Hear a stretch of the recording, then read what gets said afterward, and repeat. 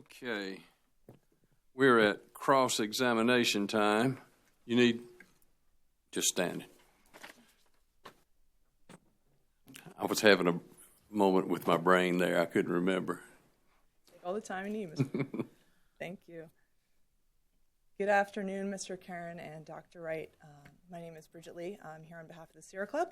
I'm going to start with my questions for Mr. Karen first, and then I'll turn to you, Dr. Wright. Mr. Karen, you've testified that since the early 1900s, DE Carolinas has disposed of its CCR in compliance with then current regulatory requirements and industry practice. Is that right? That is correct. Okay, and throughout your testimony, you've repeated that opinion in sort of different ways. That is correct. So with respect to those laws and regulations that governed the company's actions before the North Carolina Coal Ash Management Act and before the federal CCR rule, just briefly, could you describe what those regulations and laws would be? I think it primarily would be the Clean Water Act and PDS permitting system, which is used on our ash basins. Okay. And what about state law? Would the North Carolina 2L groundwater rules be relevant to the company's actions with respect to coal ash? Yes, they would. Okay. And under those rules, would the company have an obligation to monitor groundwater near its coal ash ponds? Yes, they would. I don't recall the exact time period that requirement came into place. I know the 2L standard came in 1979. Okay. And do you know if the company did undertake some monitoring pursuant to those rules? Yes, we did. And do you know the results of that monitoring? I don't have those results with me today. Just, I guess, in a broad sense, not getting down to specific results, do you know if exceedances of any groundwater standards were found pursuant to that monitoring? Yeah, I don't have the results of that monitoring. Okay. There may have been exceedances. Okay, thanks. Who at the company would have those results? It'd be our environmental organization. Okay, so none of the witnesses that are here today or throughout this hearing? And I don't believe so. Okay.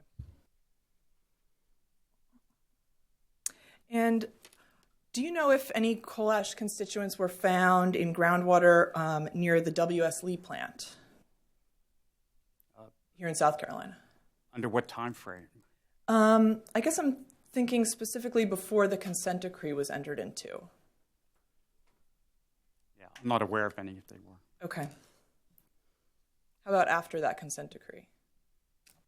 We do have groundwater and monitoring wells, but I don't have the exact findings of those wells. Okay. And pursuant to that consent agreement, the company was required to excavate ash at the site. Is that right? As part of that consent agreement, we excavated the 51 through 59 ash basin in an ash fill area along the Saluda River. Okay. And in your testimony, I'm looking at page 17, you also mentioned, in addition to the inactive ash basin and the ash fill area, the consent agreement required excavation at other areas where ash may have potentially migrated. Do you know if there was an excavation at any other areas besides the basin and the fill area? The activities we took place were with the inactive ash basin and the fill area. Okay. Turning back to the Clean Water Act, you've testified, and I think you maybe stated again in your summary this afternoon, that under the Clean Water Act, wet ash handling of coal ash is the, quote, primary lawful and effective way to meet CCR needs and environmental regulatory requirements from 1974 until 2015. Is that right? I was just going to go to that section. Oh, sure. I was on page 7, line 11 through 15. That is my direct testimony? Yes.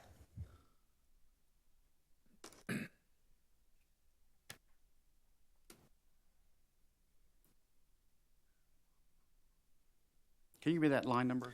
Sure. Line 11, starting at 11. On page 7? Yeah, this is where a line earlier starts describing the Clean Water Act of 1972. See that?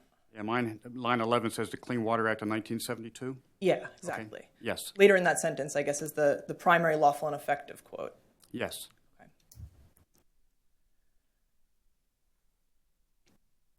So would you agree with me that in order to be lawful, a coal ash basin would have to be designed not to leak?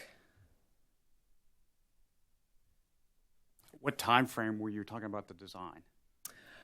Around the time of the Clean Water Act, 1972. In the early 70s and prior to that, when ash basins first started to be constructed to handle ash in the 40s, which is probably the first type of basins, they're primarily earthen dams and they're unlined. Mm-hmm. So you would, under that circumstance, you would have the ability for some leachate at the bottom of an ash basin. Okay, and then how about once we're post-Clean Water Act enactment, so early 70s? You're asking me the same question? Could those same basins Yeah. potentially leachate? I guess my question is this. As I understand your testimony, the coal ash basins were permitted with NPDES permits as wastewater treatment facilities, right? That is correct. Okay. And an NPDES permit typically has, it designates a particular specific outfall where a discharge of wastewater is able to be released into a surface water. Is that right? That is generally correct, yes. Okay. So if you had a wastewater treatment facility that had releases coming out at points other than a designated outfall, would those releases be in compliance with the Clean Water Act and its regulations? I think it would depend on how those releases were and if they were determined to be a point source. Okay. As currently, are you familiar with the NPDES permits at the company's coal ash sites? Generally, but not specifically into detail. Okay. Do you know if any of them have any provisions that allow for discharge other than through an outfall? I'm not aware of that. Okay. And Mr. Karen, are you familiar with the federal criminal investigation that followed the Dan River spill and the fact that the company entered into a plea agreement following that investigation? Yes, I am. Okay. And I think we can agree that the plea agreement speaks for itself. But is it your understanding that the company pled guilty to multiple counts of criminal negligence with respect to its management of coal ash? We pled guilty to, I believe, 9 misdemeanor counts at 5 different sites. Okay. And did those misdemeanor counts include negligence? I don't have the document in front of me. Okay, sure. We can agree it speaks for itself. So when you make the statement that the company has conducted its coal ash management in compliance with all regulatory requirements, how do you square that with those misdemeanor counts you just mentioned? The way I look at it is we've been operating those coal facilities for over 100 years. So if I look at 100 years worth of time and I have one event, which is one sliver of time, one fraction of time that we were operating in accordance with industry practices and in compliance, I don't consider that a mismanagement of long-term operation of those facilities. Okay. Was before the Dan River spill, are you aware of any investigations at Duke's plants? I'm not familiar with this. So maybe if there had been one, other misdemeanors could have been uncovered. I'm not sure if that's a question. Do you have any evidence of Duke's, the company's actions at the coal plants before 2014 when you joined the ABSAT group? Again, can you clarify that question? Sure. Yeah, let me do that. Mr. Karen, I think you testified that you first got involved with coal ash in 2014. Is that right? In February of 2014, that's correct. Okay. So before February 2014, the company was obviously handling coal ash across the Carolinas, right? At our coal facilities, yes. Okay. So do you have any direct knowledge of those activities? On how we managed coal ash? Sure. Yeah. Yes, I do. Okay. And how do you have that experience? Well, as part of my responsibility in ABSAT is I inspected every facility. I talked to individuals that were operating those facilities. I talked to other utilities. I formed a peer team with utilities in the Southeast, Southern Company, TVA, AEP, and Dominion, and visited their sites and met with my peers at those sites and looked at how they were operating those sites. I also look at the overall Duke Energy. It's made up of multiple companies. So when I look at how we were managing ash basins in Indiana, Ohio, Kentucky, North Carolina, South Carolina, and Florida, we were all operating those facilities consistent in the same practices. So that also gave me the backup information that we were following industry standards, that we all were following the same processes in the Southeast.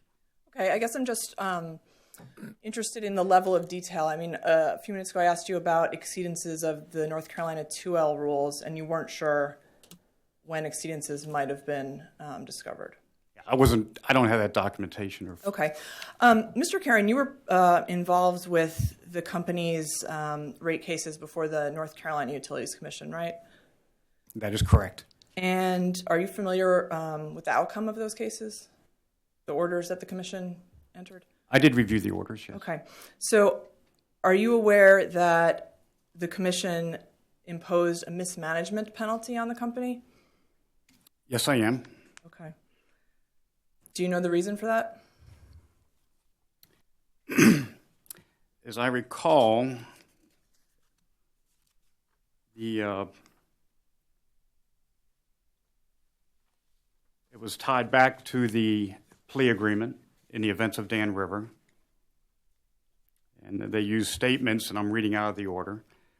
The mismanagement to which DEC pled guilty was only a fraction of the time DEC operated its impoundments.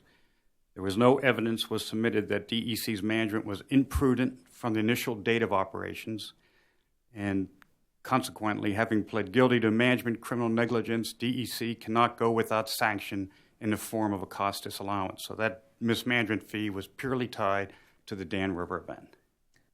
Okay. And would you agree that this commission has an independent duty to review the facts and determine whether the company's actions are reasonable and prudent? Yes, I believe that's their responsibility. Switching gears a little bit, the company's current plan for closure of the ash ponds at the Allen and Marshall plants, is that still to cap those in place?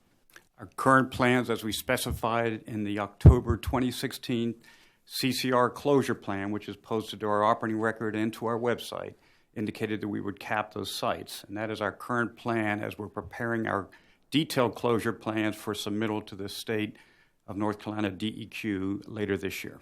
Okay. And has the company calculated the total cost of pond closure at those plants and at its other basins? As part of our ARO analysis, which we do on an annual basis, we do a very detailed bottoms-up cost estimate of the closure plans at those basins. So yes, for all of our sites, we have a very detailed estimate. Do you know ballpark what the total cost would be? I believe I have that with me. Okay, thanks.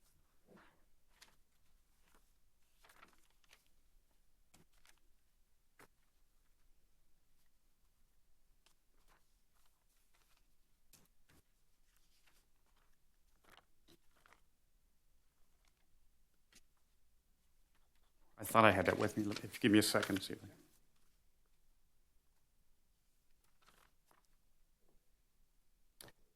The cost of the Allen plant? We could go plant by plant, or if you just had a total cost of all the coal ash cleanup for the DEC system. The total cost of our fourth quarter 2018 analysis was, this is total cost. You have to subtract current already spent, is approximately $2.7 billion. Okay. And has the company estimated the timeline along which that $2.7 billion will be spent? Timing-wise will be when we begin closure of those plants and have approval of our closure strategies. And if the state approves, it'd be approximately 10 years or so. Okay, thanks. And if the North Carolina DEQ were to require excavation instead of capping, we could expect those costs to be higher. Is that fair? excavation versus capping costs, you would typically see higher. Okay. And has the company calculated how much more expensive that scenario would be? I have not done, part of my responsibility is I've not done a detailed analysis. Okay. Has the company analyzed whether different ash handling practices in the past might have resulted in different costs today? Can you give me some specifics? Sure. So, for example, if the company had switched to dry ash handling sooner, I think we could agree that there would be fewer tons of coal ash sitting in wet ponds today, and then the excavation cost of those ponds would be reduced. Fair? If they were going to be excavated. Sure. If they were going to be capped in place, it's based on acreage, so it's not the amount of coal, it's how much acreage. So if they were capped in place, you would not see a significant, or any type of change in cost. Okay.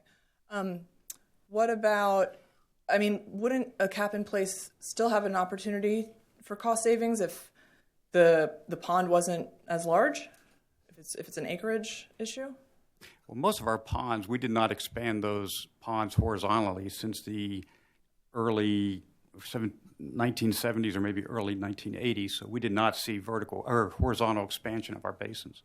So Okay. they would not have changed. Okay. So, but in the scenario of excavation, there could be some cost savings. If you were excavating, of course, it's based on tonnage and transportation of tonnage. So it would be tied to the tons in the basin. Okay. Thanks, Mr. Karen. Dr. Wright, just a few questions for you. Thought you'd forgotten me. No, sir. Your advanced degrees are in finance and economics, is that right? Yes. Okay. And you're not trained as an engineer or a hydrogeologist, are you? No, but my undergraduate degree is a BS in chemistry, and I worked 12 years in process engineering in the chemical industry for 3 large companies. Okay. And how about legal training? You're not an attorney, are you? No, I'm not an attorney. Okay. And before being retained by the company with respect to the North Carolina Utilities Commission proceedings that commenced in 2017, did you have any direct experience with regard to the management of coal ash? Other than working as a utility commissioner for 8 years, where we actually had some of these issues before us in some cases, because at that time, the 8 years I was on the commission, we had a rate case probably every 2 years with 3 different electric utilities. At that time, it was Duke Energy, CP&L, and VEPCO. So we saw them every 2 years, each one of them. So other than rate cases, no Other than rates? rate cases and touring the facilities. Okay. That's all my questions. Thank you, Mr. Chairman. Thank you, Ms. Lee. Energy users. Thank you. Ms. Grundman.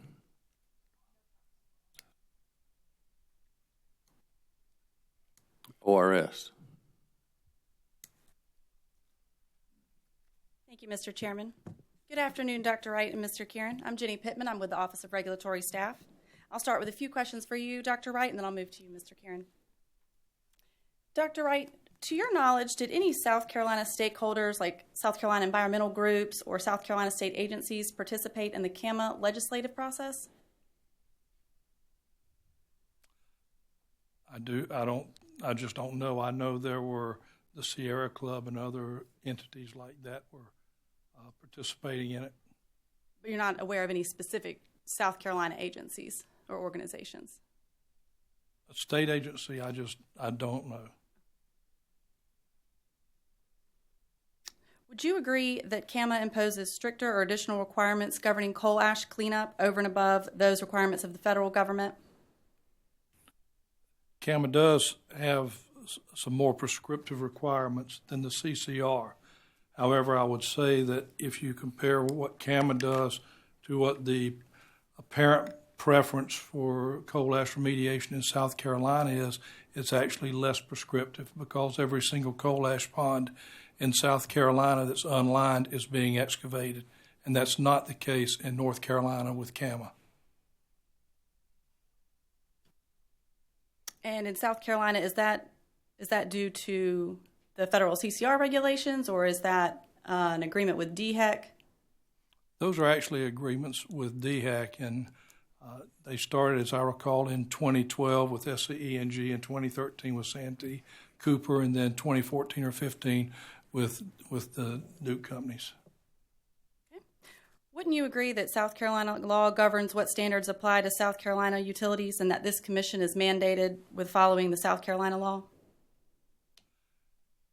Yes, they are, but at the same time, you have to recognize that this is a multi-state utility and that there will be some laws and rules in South Carolina that would be applicable to the cost that North Carolina ratepayers pay, and also in the reverse, there will be laws and rules in North Carolina that would be applicable to costs that are shared in South Carolina. Okay. Going back to the differences between CAMA and federal CCR rules, was it CAMA or the federal CCR rules that required the company to address drinking water impacts at all 7 of the company's North Carolina coal plants? As I recall, if you're talking about giving drinking water to those people, yes, that was CAMA. And those costs have been excluded, as I understand it, but Mr. Karen could tell you specifically about those specific costs. Okay, so do you know how much that cost the company to get the drinking water, Dr. Drinking Wright? water, I don't know the cost dollars. Okay. Do you know the impact of this drinking water expense on the CAMA risk rankings? No, I do not. Mr. Karen may have some information about that. Okay. All right. Was it CAMA or the federal CCR rules that drew inactive impoundments at inactive plants into a compliance strategy? Well, right now it's CAMA, and it's also the preferences shown in South Carolina under the agreements that they have adopted. They would also, I think, apply to some of the inactive basins. But as I understand it, the courts have kicked that issue back, and it's still being litigated on the inactive basins. But Mr. Karen might be able to provide you information on what's the status of those sites. Okay. Was it CAMA or the federal CCR rules that required ash beneficiation at 3 sites? CAMA. And which DEC facility was affected by this decision?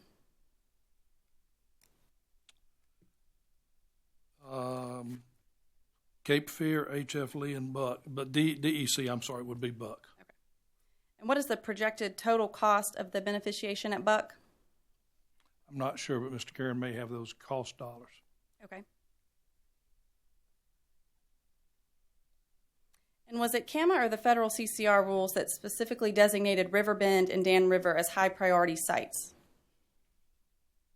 That was designated high priority by CAMA. And what was the impact of this designation on the CCR removal and remediation at these sites? Well, CAMA would require excavation, but I am told that under certain conditions, when you examine CCR, that some of those sites, because of the topography and other things about the site, you would have been excavating some of those sites under CCR. Would you have been excavating at Riverbend under CCR? That's something I said I don't know which ones, but I know that there's some conditions that the company would have been excavating some of their sites. Okay, I'll direct that to Mr. Karen. And Dr. Wright, to your knowledge, has any party to a Duke rate case in South Carolina ever contested the apportionment of property taxes?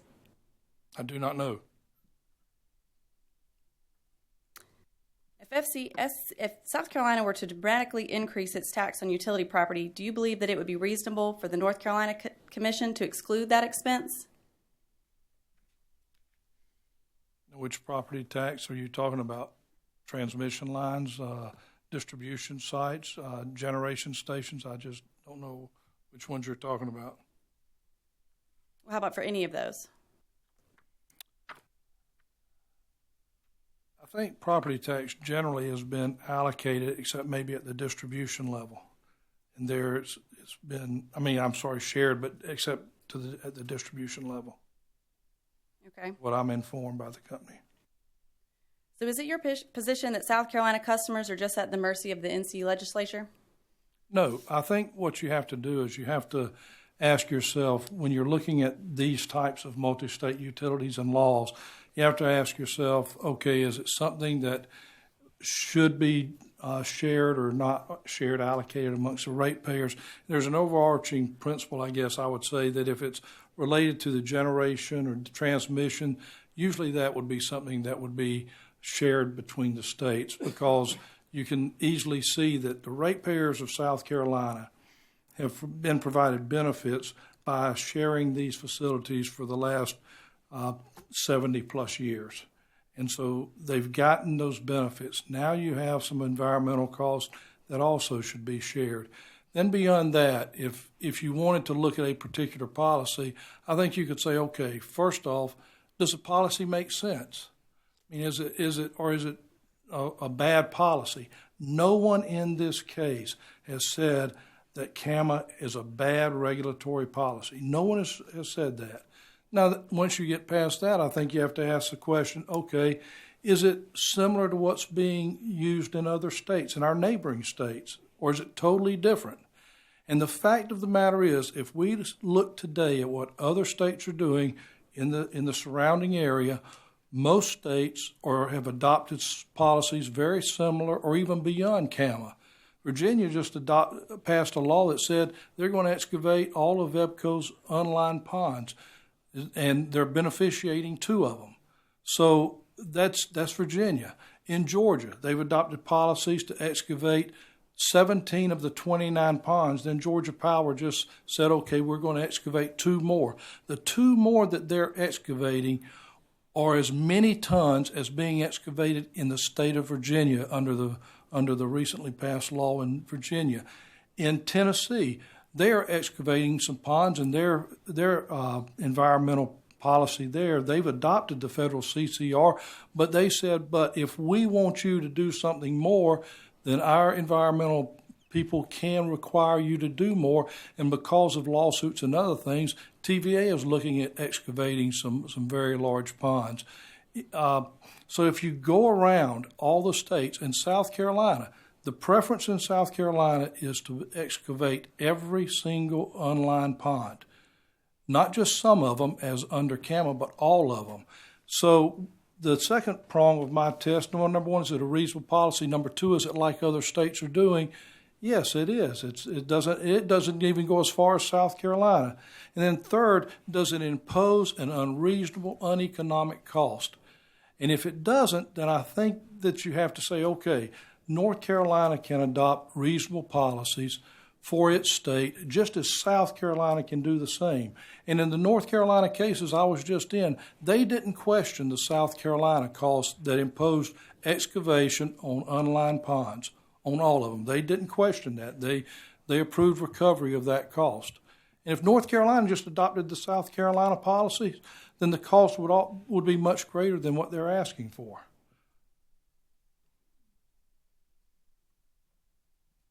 Okay, that was helpful. Thank you. I'll turn to you now, Mr. Kieran. Could you briefly describe your relevant background experience? I've been in the utility industry since the early 80s. Worked in a variety of functions, primarily in nuclear power. About a third of that time was in nuclear operations.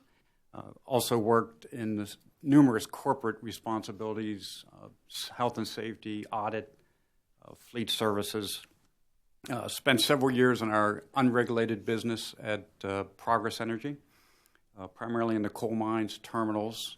So I do have experience with waste impoundments at the active coal mines we were operating in Kentucky at the time.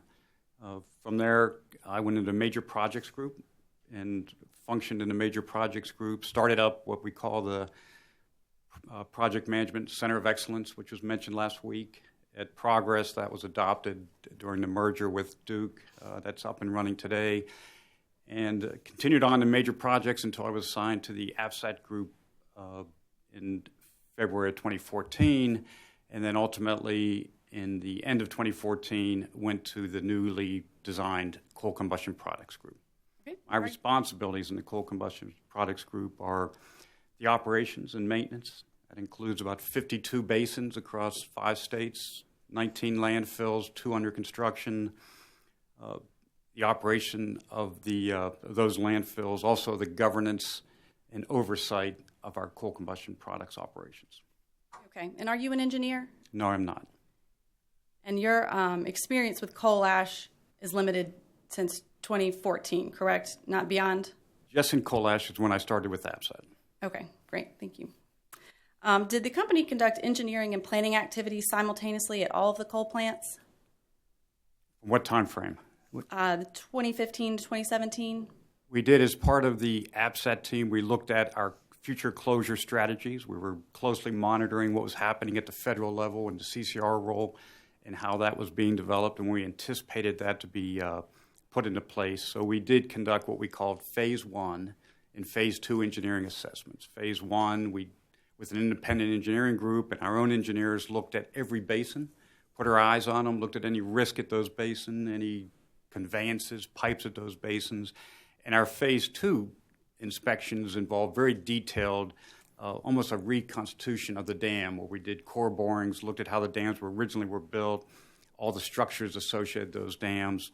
That followed very closely what the CCR role was going to require us to do in our factors of safety and safety stability analysis. So we were utilizing the requirements of the CCR role to do those assessments, which got us actually a head start on when we had to deliver those results in our operating record and our public website.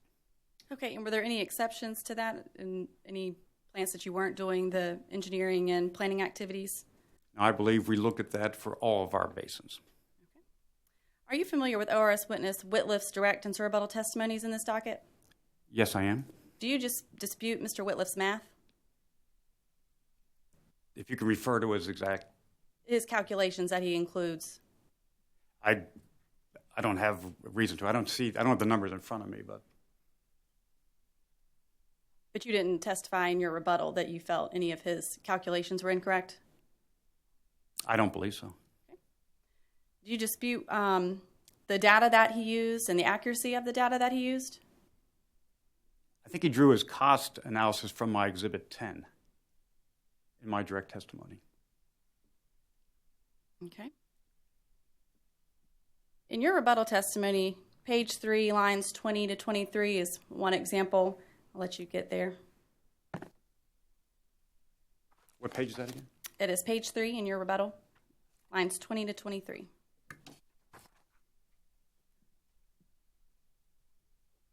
I've got that. Okay. So you dispute Mr. Whitliff's disallowance methodology. So what is the alternative methodology that you would recommend? Well, I think Mr. Whitliff, as I recall in his allowance, he looked at years when we were doing planning and engineering and came up with a percentage of time as an average of all the sites, and then just tied that back to the individual sites. So I don't think it was a very detailed site-by-site. Did he go through and look at all the work that was going on, all the invoices, all the contracts, all the expenditures for all the activities of those sites? I think it was more of a general percentage average. I think it was like 19.2%. He considered planning and engineering cost and just tied that to each one of the sites. So I would disagree that that is not the appropriate way to assign cost to a site. In your rebuttal, did you provide the appropriate way to assign the costs? No, I did not. The way I would assign costs is like I just said. I would look at exact cost, the work that took place, the activities taking place, contracts, invoices, to determine the exact cost that took place at that site and the reason those costs were expended. Okay. May I say something here? Sure. When you're talking about Mr. Whitliff's cost disallowance, understand his cost disallowance was specifically because he said the laws were CAMA. Mr. Whitliff never said that CAMA was an unreasonable law. He never said that it was an imprudent law, nor did he ever identify any single cost and say this cost was imprudent. And I think that's very important. If you're going to try to disallow cost, you either have to say that the law is unreasonable or that there were some imprudent costs. And I never saw that because I also disputed what he was recommending in terms of a disallowance. Okay. Thank you. Mr. Karen, in your direct testimony, let you switch notebooks again. Page 37, lines 3 through 9. Okay. You mentioned that the costs associated with providing clean drinking water to North Carolina residents will not be charged to South Carolina customers. How much are those costs? I don't have that? numbers with me because they're not part of this case. I didn't bring those with me. Okay. Well, why is the company choosing not to seek recovery of these costs from South Carolina customers? When I took a look at CAMA and the CCR rule, but CAMA particularly is all about closing basins. So when I saw what was added to House Bill 630 and the amended CAMA about drinking wells, to me that was very unusual and unique circumstance to a closure law. So in that case, I didn't tie those back to how we would close the basins, and I didn't feel that they should be charged to the customers of South Carolina. What other costs did the company determine were unique or above and beyond what the federal regulations required? Between CCR rule and CAMA? Yes. Would be the beneficiation projects that are specified in very prescriptive in CAMA.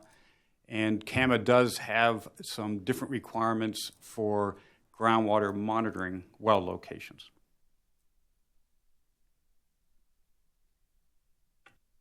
So why is the company being selective in what it seeks to recover from South Carolina customers?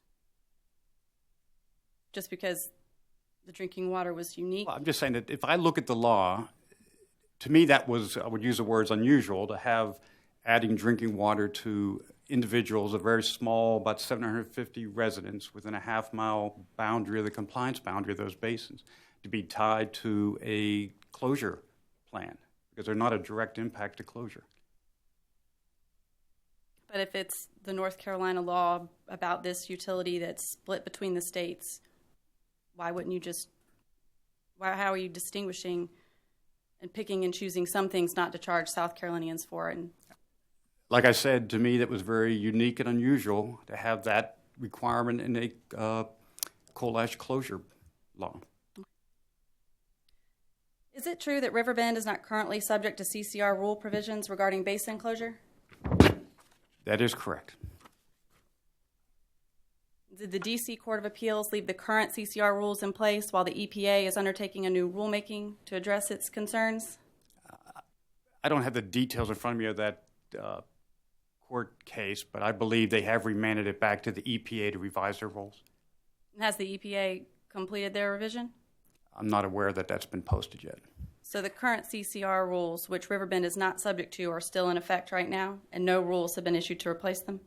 Not that I'm aware of, but I would like to mention that the W.S. Lee inactive basin, which is the 51 through 59, in the ash fill area, are also not under requirements of the CCR rule. They're under an agreement with DHEC, South Carolina DHEC, correct? Yeah, there's a consent agreement with DHEC to excavate those basins. But I would have excavated those basins regardless of that consent agreement. At the Riverbend site, would you say the company has been working and continues to work on a significantly accelerated timeline to excavate the coal ash basins? Well, the Riverbend plant retired in 2012. So it was like any retirement process. The first thing you do, you'll stop flowing sluiced ash, both fly ash and bottom ash, to the basin. Basins also receive a lot of other processed water. So you've got to go through the whole scenario of a mass balance to identify all flows that are going to that basin. And that's what we would do under any circumstance when you start to close down a coal plant, is start to stop the flows to the basin. We know that stopping water flows into that basin will help with the dewatering of that basin. It adds to the factors of safety of that basin. You've got to dewater before you start to close. So I'm not saying it's accelerated, but that's a normal process on closing a basin. Under CAMA, when is the company required to accomplish the excavation at Riverbend? August 1 of 2019. If CAMA wasn't in the picture and it was only the CCR rules, what timeline would the company be on to accomplish this excavation? We would have gone after that basin, probably wouldn't have had a specific timeline deadline, but we would have, once we started, it makes sense to continue on with the excavation. The faster you can get that done, you have less overhead, you have less contractor costs, less impact to the community. So once you start to make that closure of a basin, you dewater. Once you start the work, you want to continue that on in a expeditious manner. But just to clarify, the CCR rules don't currently apply to Riverbend, correct? Under the current, until the law is revised, they do not apply to Riverbend. And so your argument is that accelerating a job is cheaper than if you have 5 years to do something instead of 1 year? No, what I'm saying is once I start the closure of a basin and I stop the flows of that basin and I start to dewater that basin, it makes common sense to go ahead and start that closure. And if you're racing the clock to be done by August 1, 2019, you're going to have some expenses to get it done in a hurry, right? I don't consider I'm racing the clock. In fact, I'm done with Riverbend right now. But if the company had more years to clean up at the site, do you think costs would have been different? I'm just speculating, but as long as I draw that project out, I've got contractors on that site. I've got overhead on that site. I'm paying the contractors equipment costs, equipment rental, impact to the community. So when I have a certain amount of tons to excavate and move off site, whether I do it in a short period or a long period, I have those same tons. And cost is all based on the tons to load, haul, transport, and then send to an off-site facility. So I have the same amount of tons to do. If I spread it out, I'm just adding potential escalation costs, inflation cost, and contractor overhead cost. Could you have kept the ash on site at Riverbend? Did you have to take it away? I would have excavated and removed that ash from Riverbend. Riverbend's a Class 4 watershed. I would not even be allowed to build a new state-of-the-art permitted lined landfill on that property. I wouldn't want to leave that ash in basins on that property. It's close proximity to Charlotte. So, yes, I would have excavated. I would have had to take the ash off site because I would not have been allowed or permitted to build a on-site landfill. So I would have shipped that ash off site to a facility. Even if you weren't required to do so under the CCR rules? I still had to close those basins, so I had to follow the science and engineering on what is the best way to safely close that basin and have that ash stored for the future. Okay, thank you. Are you familiar with the Utility Solid Waste Activities Group? I am, yes. Excuse me. Is DEC or its parent company, Duke Energy, a member of USWAG? I believe they are. I'm not involved with that organization. Okay, so you don't know if Duke, through USWAG, contended that the CCR rules should not cover impoundments prior to the implementation of the CCR rules? I'd have to see the documentation. In your rebuttal testimony on page 9,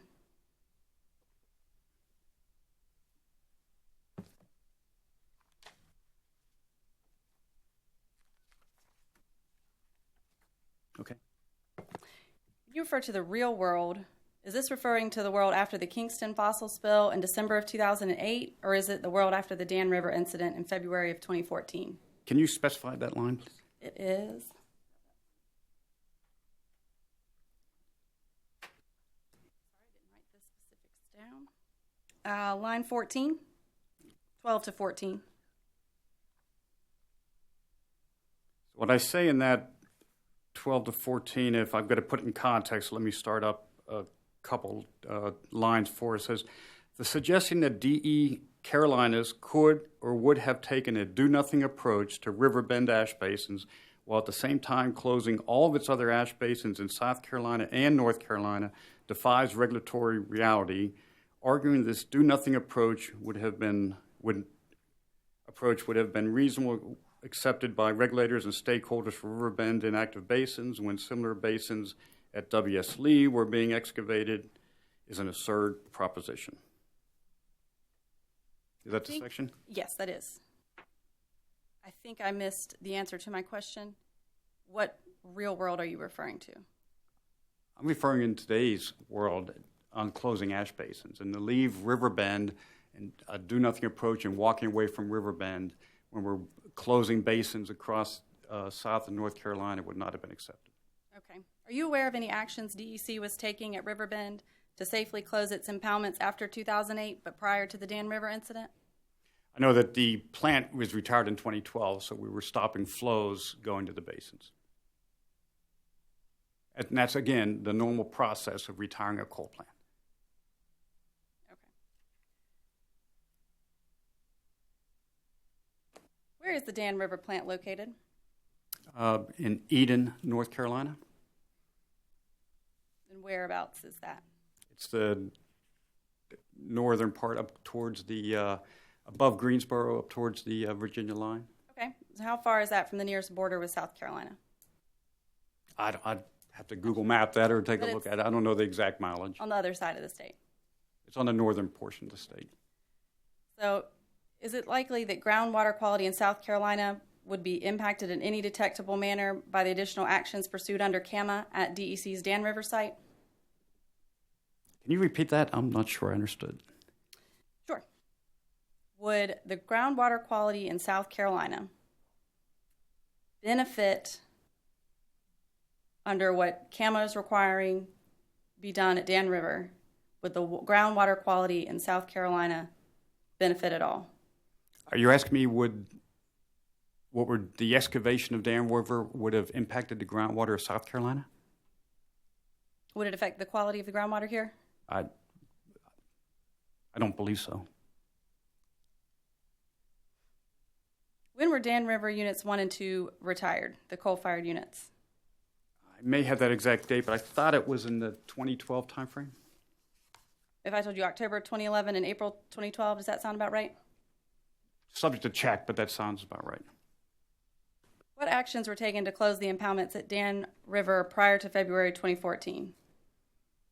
Again, that's a retired coal plant, so you would have stopped the sluicing of ash, and you would have been starting the process of stopping the process flows to that plant. Okay. Was Dan River designated as a high priority site by CAMA? Yes, it was. What prompted this designation by CAMA? Was it the direct result of the Dan River spill? I can't speak for the legislators on why they made that a high priority site. What actions were required at Dan River under CAMA, and when were they required? CAMA required that the two ash basins at Dan River be excavated, again, as a high priority site by August 1, 2019. What actions were required at Dan River by the federal CCR rules, and when were they required to begin? The federal CCR rules would have required closure of Dan River. It would have been based on the site characteristics, the science, the engineering, and the environmental aspects of either cap in place or excavate. Dan River we would have excavated under the CCR rule. That was an earlier plan, working with our outside engineers back in probably 2013 timeframe and early 2014, options in how we would excavate Dan River. The reason we would have excavated Dan River, it sits along the Dan River. There's a lot of river scouring as when that river rises. So for a long-term safe storage of the Dan River ash, the plan was to move it out of those basins. Also, anytime you have dams that are built along riverways, you think of the soils along the riverbank. It's called alluvial soil. It can move. It's a sandy type soil. So it's very difficult to have a very strong factors of safety or structural stability of dams that are built along rivers. So the plan would have been for long-term storage. The issues with the river is to move that ash out of the basins into a lined facility. And when were those actions required to begin? When were they required to begin? Under Federal CCR rules. the federal CCR rule, there's several triggers. Some of the first triggers are factors of safety, so you have to do that analysis. I mentioned that phase 2 analysis we did as part of APSAT. You do the core borings, you look at how those basins were built. So first trigger would be factors of safety.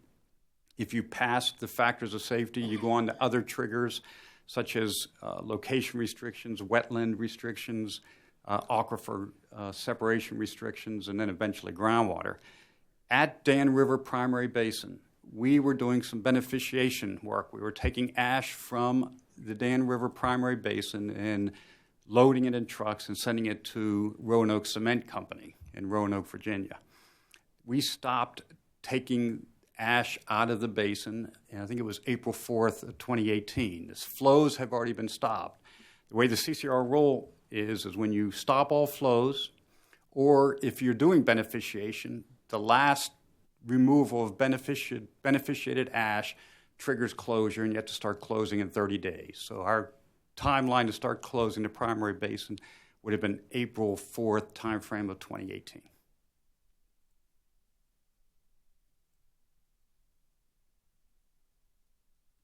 Okay, and what date did closure activities commence at Dan River? You might have mentioned that just now. I think I'm... Probably we started, it was probably in the well, first of all, you stop all flows. So we had to go through the process of stopping flows. And if you think of Dan River, there was an older power plant there where the coal plant, the sumps ran to the ash basin. So we had to demolish the coal plant, stop all flows, reroute stormwater flows. I'm guessing probably the 2015, 2016 timeframe. Okay, if I told you it was October of 2015, does that sound right? Subject to check, but that seems about right. Was this prior to the effective date of the federal CCR rules, which went into effect, I believe, October 19th, 2015? I think the CCR rule, the law came out, I think it was December of 2014. It became effective April 15th of 2015. Somebody to check, but I believe that was the date. So if I told you it was 10/19/2015, the official effective Yeah, I think date? it was a time frame before it became effective. Something to check, but it was about that time frame. Okay. We're going to your rebuttal testimony. Can't remember what notebook you have in front of you right now. That's it. All right, page 14.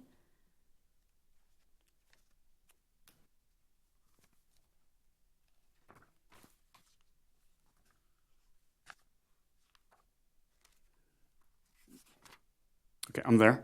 Lines 15 through 20, where you state the cost and savings numbers. You don't really provide any substantiation for the numbers. You just say, for the Cape Fear and HF Lee sites, beneficiation under CAMA is providing an estimated net savings compared to closure without beneficiation of approximately $703 million on a total system basis. I see that, yes. Are the Cape Fear and HF Lee sites DEC facilities? No, they're DEP facilities. And to what are those savings being compared? Are they being compared to closure costs incurred in compliance with CAMA or closure costs that would have been incurred under the CCR rules alone? Both those sites, Cape Fear is not a CCR site. It's similar to River Bend.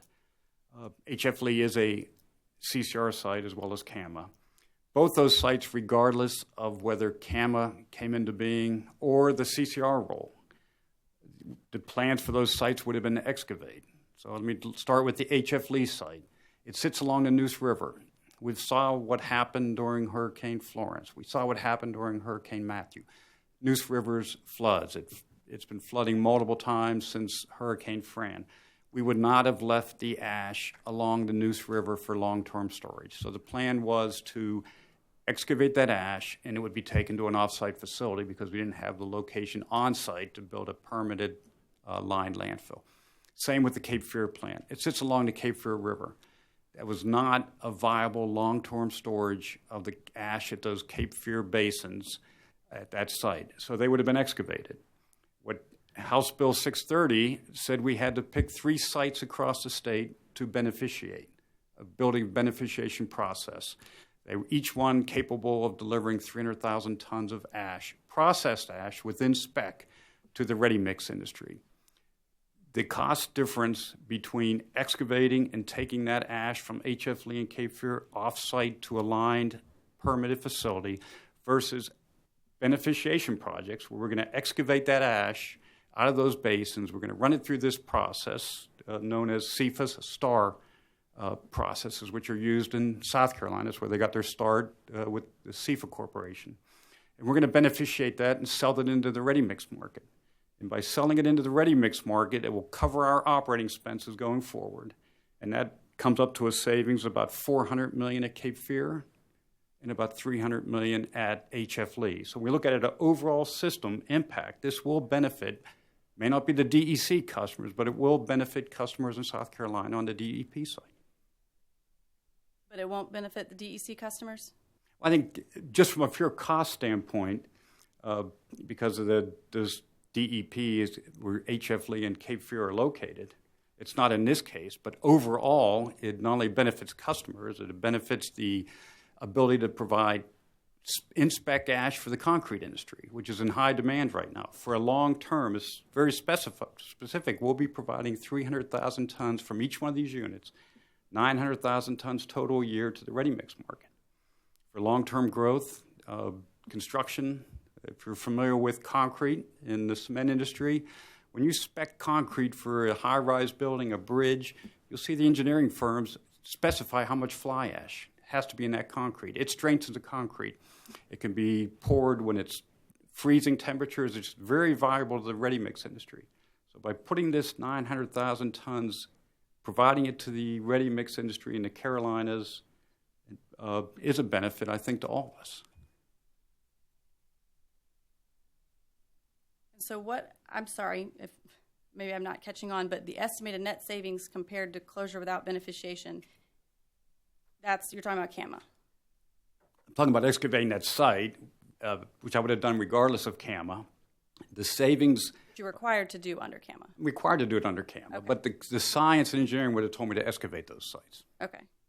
And speaking of the beneficiation, what is the projected total cost of the beneficiation at Buck? Oh, if you have that.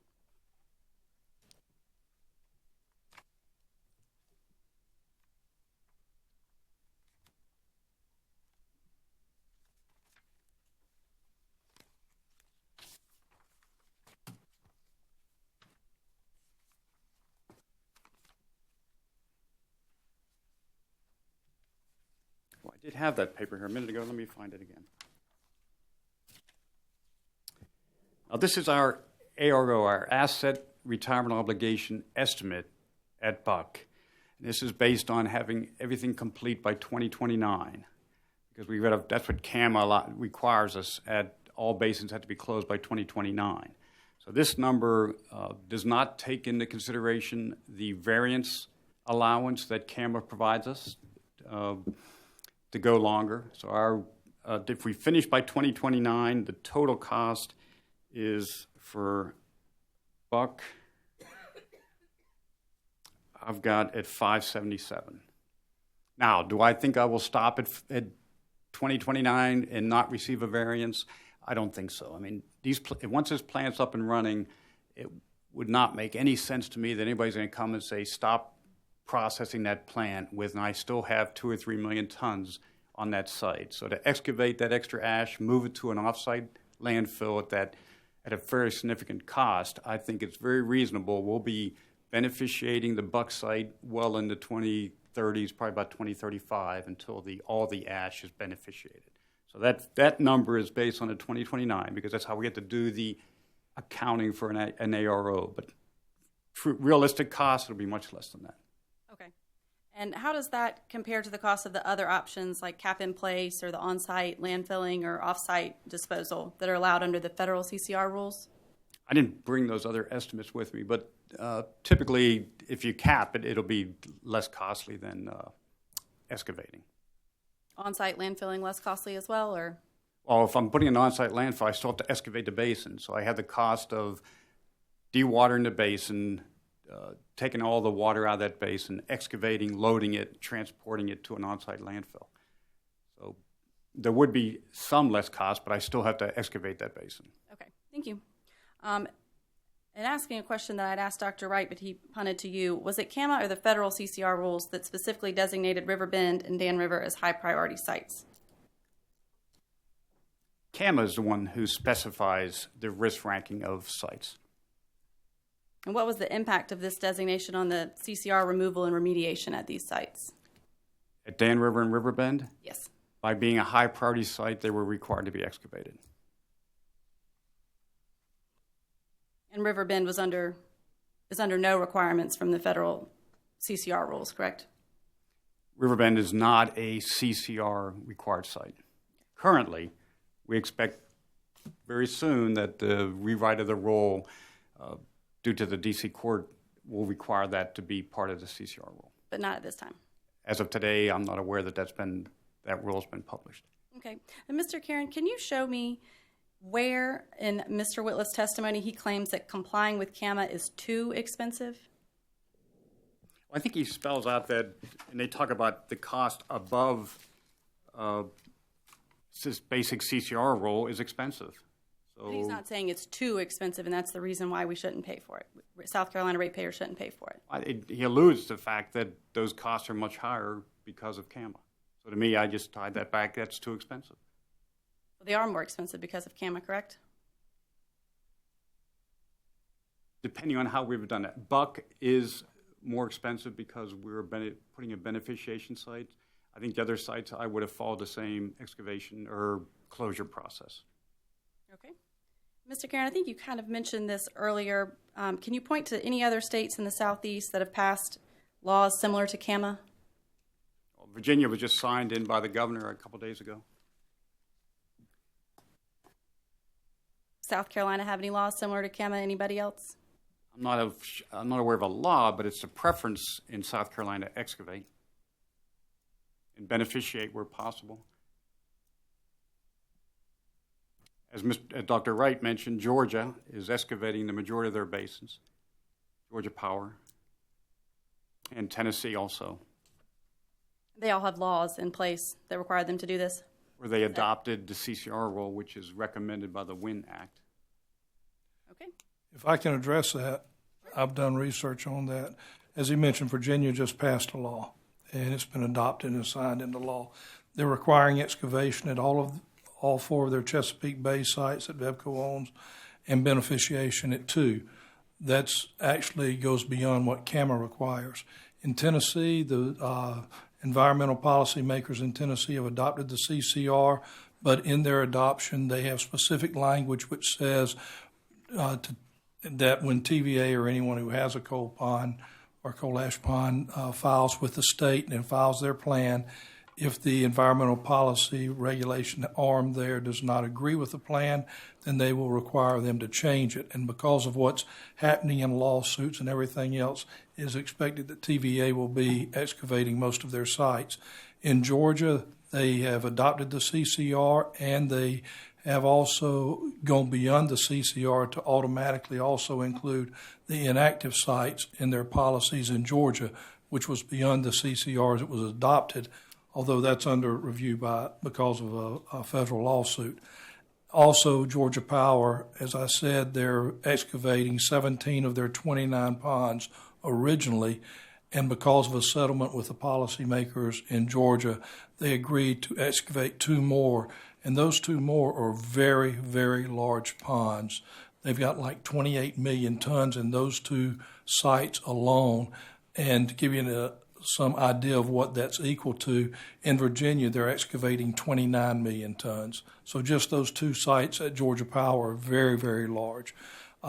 In Florida, the state actually adopted the CCR. However, they too can go beyond what the CCR requires, and they don't have very many coal ash ponds in Florida because they didn't have many coal facilities.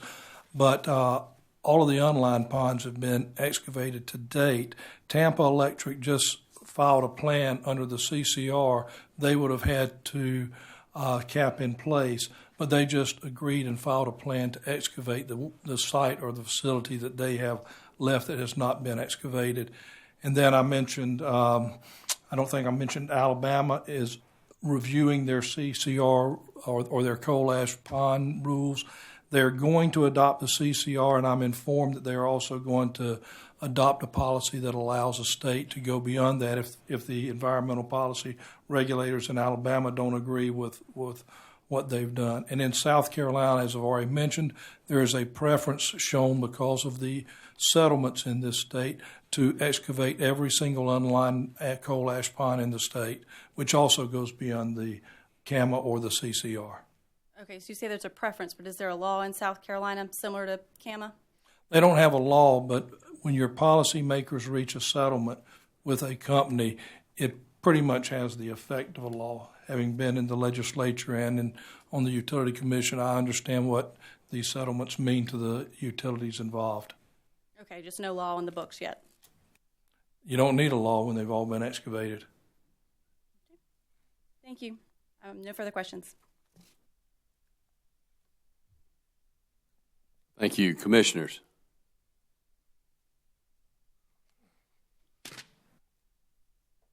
Okay. Commissioner Belzer. Good afternoon. Good afternoon. Mr. Karen, I'm going to start with you and may go back and forth, and I may just throw a couple of questions out to either one of you want to field it if you don't mind. So, Will do. I believe, Mr. Karen, in your pre-file testimony on page 9, there is a footnote that states this case excludes any fines or penalties incurred by DE Carolinas related to ash basin closure or management. That's a tongue twister that could get us all in trouble, I tell you what. But and I know that there's been some discussion on that, and I just want to be clear. I want to understand this clearly if we can.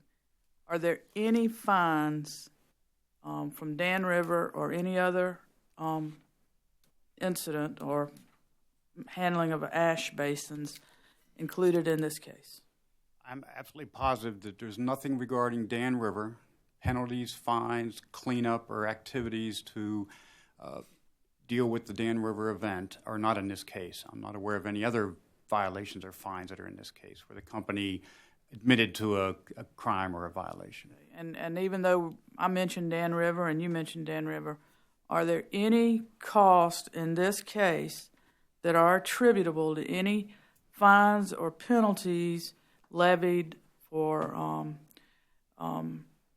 violation or going crossways of any state or federal law? That's my understanding. Okay. Now, let me see, where else are we here? Dr. Wright. Yes, ma'am. You just made a statement in response to Cross, when your policymakers reach a settlement. And I think we're referring here to South Carolina and the consent order with South Carolina Department of Health and Environmental Control, known as DHEC. Yes. Is that what you were referring? Yes, ma'am, the DHEC settlement. Okay. So that's the state agency, but not the legislature, correct? Yes, ma'am. Okay. Tell me about this consent order. Why did I believe you stated that some of the consent orders in South Carolina may have started back as early as 2012, but the ones with DEC are around 2014. Does that sound right? As I recall, with SC reached a settlement, and it may have been with DHEC or with some environmental groups or both, because the various states, I mean, you're seeing that type of activity. And with SC it was like 2011, with Santee Cooper around 2012. And that's fine. What was the impetus for these settlement agreements is where I'm going with this. What brought about, or these consent orders, settlements, what was bringing this about? What led to it? I'm not sure. I've got the date for SC was October in 2011. For Santee Cooper was in late 2013. Now, both of those were before the federal CCR rule was adopted. The final rule, the EPA rule, finalized and was published, I've got 12/19 of 2014. So the effective date may have been a couple of months These late. predated Dan River, did they not? Dan River was, yes, they predated Dan River. The SCE&G and the Santee Cooper did. The South Carolina DHEC agreement with DEC was in 2014, but it was like September of 2014. Dan River was February of 2014. So the company settlement came after Dan River. The other two were before Dan River. All three were before the CCR rule was finalized. The SCE&G and Santee Cooper consent orders, were they essentially the same as the DEC? Were there any additional requirements in the DEC consent order that were in the earlier ones? Are you aware?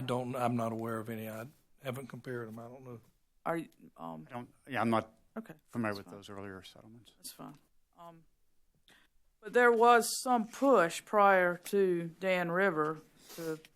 And do you know if those earlier settlement agreements required excavation of these ash ponds or ash basins that would have ended up being exempt under the CCR?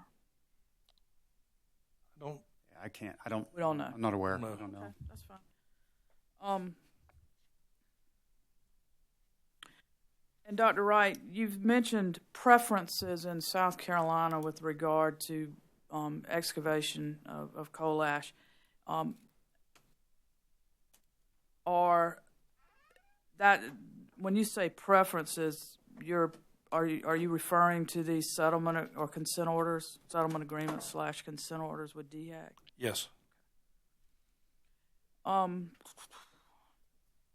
Mr. Kieran, in your direct testimony, it's toward the end, I think it was like page 35 or 36, you make a reference to $958 million from 2015 to December 2018, January 2015 to December 2018. Yeah, I see it on line 18. Okay. Tell me what that amount is. Is that what y'all are seeking recovery That would of? be the money that was incurred, costs that were incurred during that time frame of January. I think it's 2015 through originally September of 2018, and in my errata, I think it went to December of 2018. Okay, I missed the errata. So September of 2018, and that's what's being sought for recovery here. Yes, ma'am. And y'all are seeking amortization over what period? Do you know? I can't speak to that. It's going to be busy when she gets back here. I see her smiling back there. Sorry. Let's see. Trying to pull together a few notes here.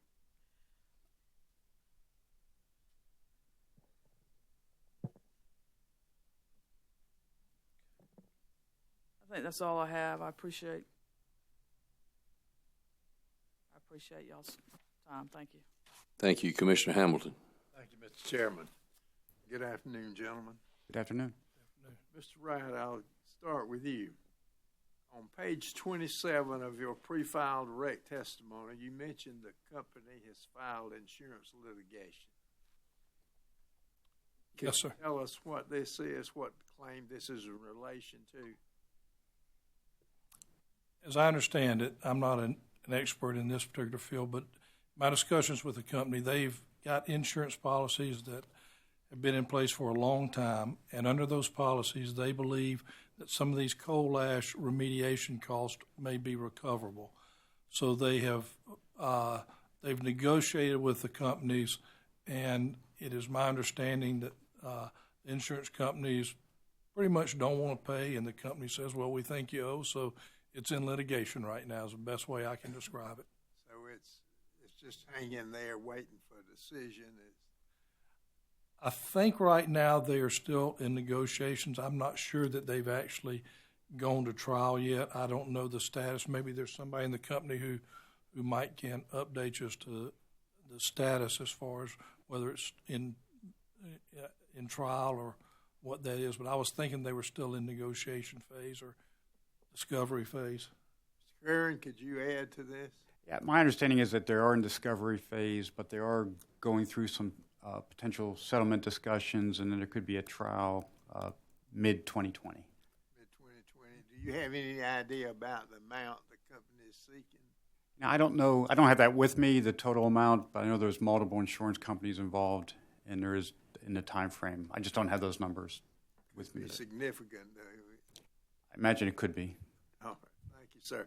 My next question is, and either one of you might want to chime in on this one, does DE Carolina realize a significant revenue from its coal ash, and in what form? I believe you mentioned about the cement. We do try to beneficiate as much ash today as we can. That's primarily production ash, not ponded ash. And there is some revenue from that, but there also are transportation costs, so it's not a significant revenue. We also will be at the Buck Station in DE Carolinas. That'll start processing, I would say, mid-2020 timeframe, and we'll be selling up to 300,000 tons per year into the, primarily that'll go to the ready mix industry, not so, as a replacement for Portland cement for their operations. And we anticipate the revenues from that sale will be somewhat cost neutral, and that will pay for the excavation and the running of those plants. Coal ash is a lot different now back when it was years ago that we used it for crush and run on rural routes. You're right. It's becoming in very high demand, especially as more and more coal plants start to close down across the U.S. I appreciate you, gentlemen. I've enjoyed your testimony. Thank you, Mr. Chairman. Thank you. Commissioner Howard. Dr. Wright, good afternoon. Good afternoon. Dr. Wright, in your pre-file testimony, you talked about sharing environmental expenses. Yes, sir. How was that allocation made? Usually the allocation is made, I think, based on energy and where the sales are. So that's generally how the allocation is made between states. You know why that comes to percentage-wise, roughly? I think I've heard that, say, DEC is about, in South Carolina, about a third of the company. And if that's the case, a third of the energy, then I think it would be somewhere in that range. But there's probably an accounting witness who can tell you specifically. But as what I have seen, 25%. We've had other percentages. Yeah, so I'd say 25, maybe 30 or something. Depends on how it's allocated, and usually it's allocated on energy, or costs are allocated on energy. Could you tell me UK Energy Carolina's estimate total system cost for ash remediation the day prior to Dan Rivers? I wouldn't have that number. I don't have that. Would anyone have that number? Just how would? Yeah, I don't. Well, I wouldn't have that number. Thank you. Kerwin, I'll talk to you. First, let me get a simple question off my mind. Is coal ash considered hazardous waste, or what is the guideline for hazardous waste, and how do they fall in that guideline? No, it was not considered hazardous waste. Is it close to being considered? One time we had a conversation about if it was considered hazardous waste, how much more costly it would be. Yeah, in the original draft EPA federal CCR rule, there was two options. One was classified as hazardous waste, one was non-hazardous waste. It ended up being determined as non-hazardous waste.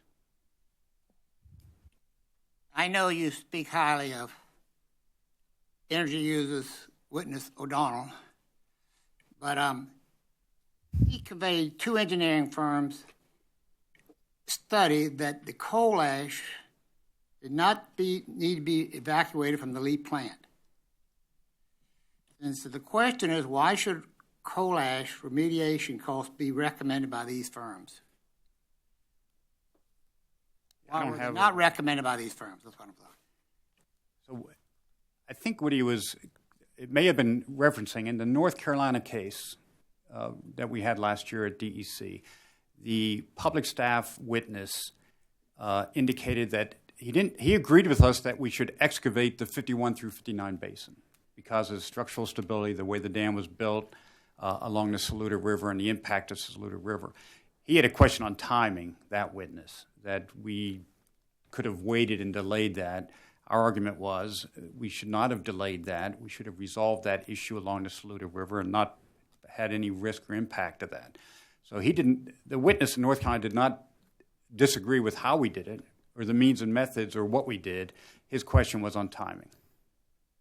And I would say, I discussed this a little bit in my rebuttal testimony. Mr. O'Donnell said that he disagreed with that the Lee facility should have been, I guess, treat it as it was, and he said it should be disallowed for recovery. The Lee facility, W.S. Lee, was as a result of a consent agreement with the policymakers in the state of South Carolina. And my comments were basically that I didn't think that Mr. O'Donnell was the proper person to set the policy decisions related to the environment in South Carolina. I thought the environmental policymakers were the ones. And that policy was to excavate that. And North Carolina policymakers took no exception to that. They thought that South Carolina should set South Carolina's policies. Thank you both very much. I appreciate it. Thank you. Before we continue with commissioners' questions, we're going to take a 10-minute break.